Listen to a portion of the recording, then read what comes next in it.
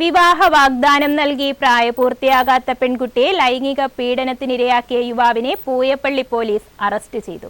പള്ളിമൺ കിഴക്കേക്കര ദീപു നിവാസിൽ ദീപക്കാണ് പൂയപ്പള്ളി പോലീസിന്റെ പിടിയിലായത്. മൈക്ക് ഓപ്പറേറ്ററായി ജോലി ചെയ്തു വരുന്ന ദീപക് ഇൻസ്റ്റഗ്രാം വഴിയാണ് പെൺകുട്ടിയുമായി പരിചയപ്പെടുന്നത്. തുടർന്ന് ഇരുവരും നിരന്തരം ചാറ്റും ചെയ്തിരുന്നു. അടുപ്പം വളർന്നതിനെ തുടർന്ന് വിവാഹ വാഗ്ദാനം നൽകി പെൺകുട്ടിയെ കൂട്ടിക്കൊണ്ടുപോയി ദീപക് പീഡിപ്പിക്കുകയായിരുന്നു. പെൺകുട്ടിയുടെ സ്വഭാവത്തിൽ സംശയം തോന്നിയ വീട്ടുകാരാണ് പെൺകുട്ടിയെ ചോദ്യം ചെയ്തത്. ഇതിൽ നിന്നാണ് പീഡന വിവരം മനസ്സിലാക്കിയത്. വീട്ടുകാർ അംഗൻവാടി പ്രവർത്തകരെ വിവരമറിയിക്കുകയും അംഗൻവാടി പ്രവർത്തകർ ചൈൽഡ് വെൽഫെയർ കമ്മിറ്റിയെ വിവരമറിയിക്കുകയുമായിരുന്നു. CWC പ്രവർത്തകർ പെൺകുട്ടിയെ കൗൺസിലിംഗ് നടത്തിയപ്പോഴാണ് പീഡന വിവരം സ്ഥിരീകരിച്ചത്. തുടർന്ന് CWC പ്രവർത്തകർ പൂയപ്പള്ളി പോലീസിൽ പരാതി നൽകി. പരാതിയിന്മേൽ കേസെടുത്ത പോലീസ് പ്രതിയെ അറസ്റ്റ് ചെയ്യുകയായിരുന്നു.